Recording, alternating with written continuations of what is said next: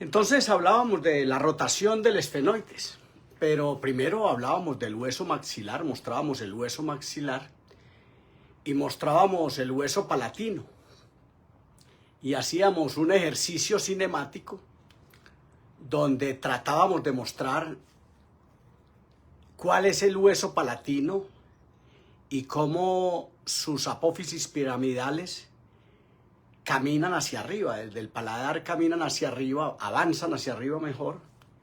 Y entonces mostrábamos este esquema del hueso palatino para podernos poner en orden y entender, observando este hueso maxilar, entender que detrás de ese hueso maxilar está el hueso palatino, en íntimo contacto con sus apófisis piramidales que corren hacia arriba. Y detrás de ello, detrás de ese hueso palatino y ese hueso maxilar, está el hueso esfenoides, que nos mostró Donald Nenlow, que era un hueso importante, que tenía un efecto de rotación en la consolidación sinostósica de la base craneana, de cómo se cierra esa base craneana que propulsa el hueso maxilar. Esto es una vista desde oclusal. Aquí están las apófisis, estas verdes son las apófisis pterigoides que bajan del esfenoides, bajan hasta casi las foveolas o las coanas mejor. Y este es el hueso palatino, que es una especie de U que tiene un par de apófisis piramidales que corren hacia arriba. Básicamente es esto. Este es el hueso palatino. Estas son las apófisis pterigoides piramidales, perdón, del hueso palatino. Esa parte gris que está marcado con las letras rojas es el hueso palatino. Y estas porciones verdes son las apófisis pterigoides del hueso esfenoides. Se llaman pterigoides porque ahí se inserta una parte, una rama del pterigoideo lateral. Entonces, pterigoides es un vocablo que quiere decir alas. Y este comentario puede ser importante para donde vamos. Este es el pico del esfenoides. Este es el pico del esfenoides. Estas son las apófisis pterigoides piramidales del hueso palatino y las pterigoides del esfenoides. Y entonces quiero que lleguemos a esta vista de perfil, a este corte longitudinal sagital o anteroposterior. Y veamos esto. Veamos quién es el esfenoides. La acepción etimológica de la palabra esfenoides proviene del griego y quiere decir extraña o benéficamente, quiere decir cuña. Esfenoides es cuña.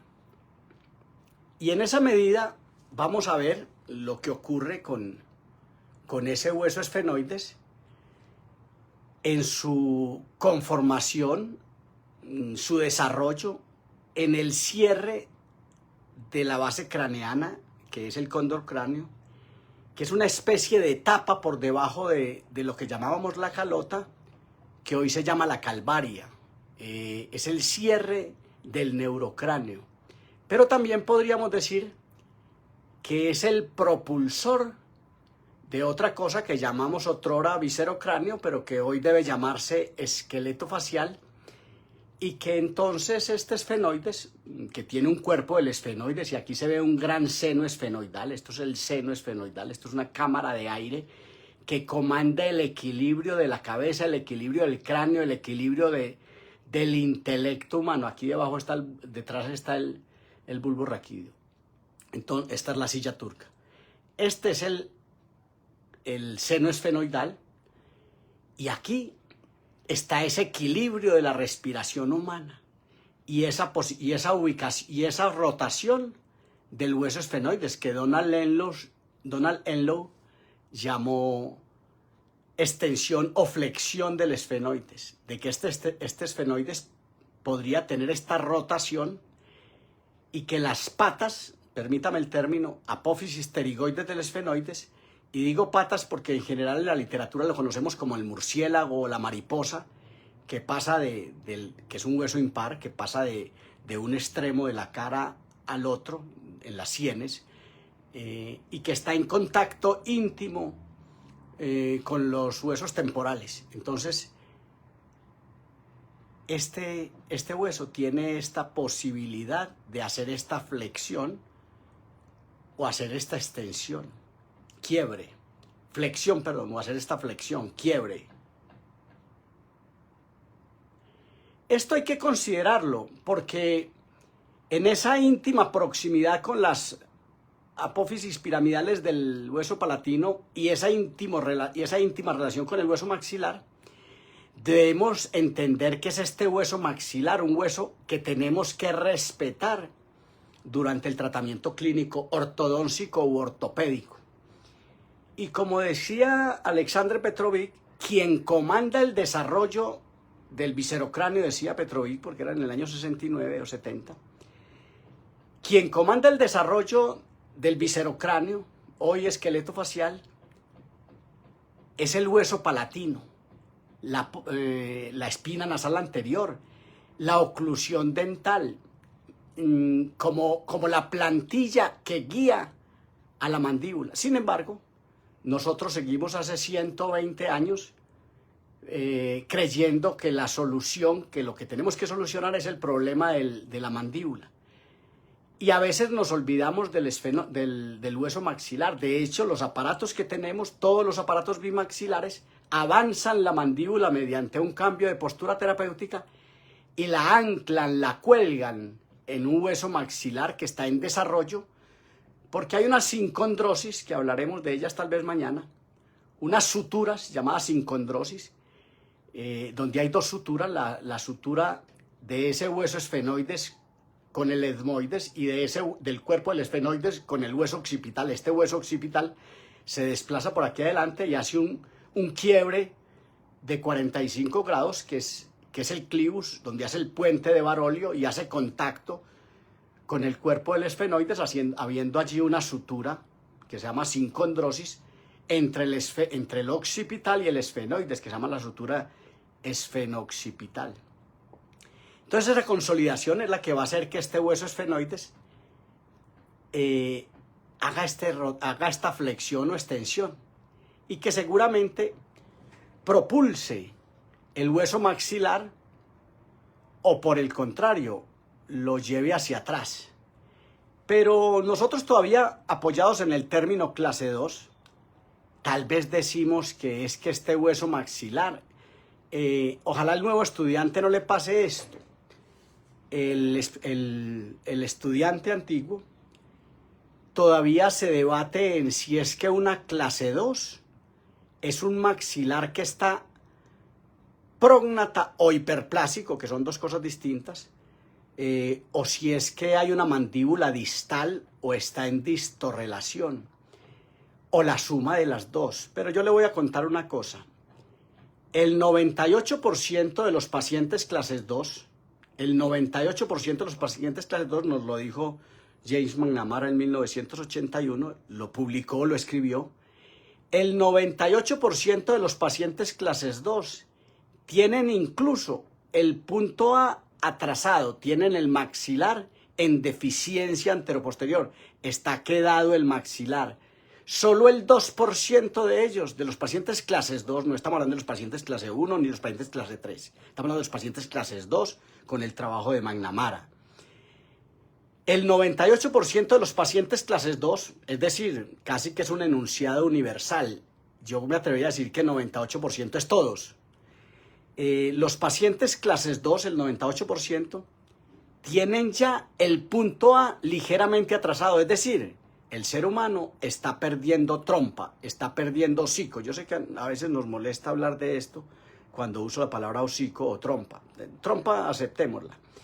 Entonces, en esa medida debemos entender que este hueso maxilar está en déficit y que tenemos que considerarlo porque solo el 2% de los pacientes clase 2 de pronto tienen el maxilar normal, los demás tienen la mandíbula distal, tienen el maxilar retrógnata, lo que lleva a una mandíbula distal. Y entonces yo quiero cerrar esta reunión diciendo, entonces, ¿qué es lo que tenemos? Un maxilar, una mandíbula atrapada por un maxilar en deficiencia de desarrollo. Y esto es muy importante que lo consideremos a este momento de la historia, porque nosotros seguimos avanzando la mandíbula, creyendo que todos los problemas de clase 2 es que la mandíbula hay que avanzarla, que la mandíbula hay que avanzarla. Y la avanzamos muchas veces sin resolver el problema, que es conseguir el tamaño del hueso maxilar, es decir, resolver la hipoplasia si existiera y la retrognatia, que son dos conceptos distintos y que debe pensarse y separarse. Esta semana he escrito mucho acerca de ese tema y me gustaría que mirara mi trabajo en mi grupo académico WhatsApp, mi grupo académico Facebook de ortopedia maxilar llamado ortopediodoncia, sí, la ortopedia hecha desde la doncia. Entonces he escrito mucho y he hablado de esto, de que básicamente el problema que tenemos es un maxilar retrógnata e hipoplásico que nos atrapa una mandíbula, pero nosotros seguimos creyendo que el causante de ese problema es la mandíbula y entonces estamos avanzándola, colgándola en un hueso maxilar sin entender que el problema era el maxilar, que estaba en déficit de desarrollo, que estaba en retrognatia y que estaba en hipoplasia, y que por consiguiente lo que hay que hacer es ampliar el maxilar y llevarlo hacia adelante, despejarle el camino a una mandíbula, único hueso móvil de la cabeza, dinámico por excelencia, que podrá moverse si no se quedó atrapado. Pero si se quedó atrapado, el calificativo atrapamiento mandibular podría ser un calificativo que lleve al nuevo estudiante a comprender cuál es el problema. Realmente es que se quedó el maxilar retrógnata y por consiguiente el esfenoide hizo una flexión y se quedó el maxilar retrógnata y por consiguiente lo que hay que resolver es básicamente el problema del hueso maxilar, avanzarlo, despejarle el camino a una mandíbula. Yo pienso que en el año 70, aunque el trabajo de Petrovic es un poquito antes, el día que Petrovic dijo que quien comandaba el hueso, el desarrollo del viscerocráneo, decíamos en ese entonces, yo pienso que el día que Petrovic dijo eso, todos deberíamos habernos puesto las dos manos en la cabeza y decir, Dios mío, y nosotros disque avanzando la mandíbula como si fuera la responsable, pero no. El día que Petrovic hizo su teoría usológica del crecimiento craneofacial, la teoría usológica del servosistema, como se llama la teoría de Petrovic, el día que Petrovic hizo ese trabajo, a nadie le pasó nada. Incluso hubo unos en mi país que explican que es que la teoría del servosistema de Petrovic demuestra cómo es que funcionan los aparatos de ortopedia bimaxilar, que cómo es que avanzan la mandíbula. No, Petrovic lo que dijo fue que el hueso maxilar es el que comanda el desarrollo de la trompa hacia adelante, el esqueleto facial, el viscerocráneo o esplagmocráneo, si lo queremos llamar de esa manera, y que por consiguiente ese elemento es el que hay que tener muy presente y permitirle y despejarle el camino y promoverle el camino a las apófisis pterigoides del esfenoides para que pueda haber verdaderamente un desarrollo hacia adelante. Esto se llama efecto cinemático. Estas figuras que yo muevo se llaman efectos cinemáticos. Y realmente lo que ocurre en el desarrollo, a propósito, traspolando los conceptos, y realmente lo que ocurre en el desarrollo de los huesos de la cara, el proceso ausológico, ausología es el estudio del desarrollo del cráneo, lo que ocurre es un proceso cinemático, un traslado cinemático.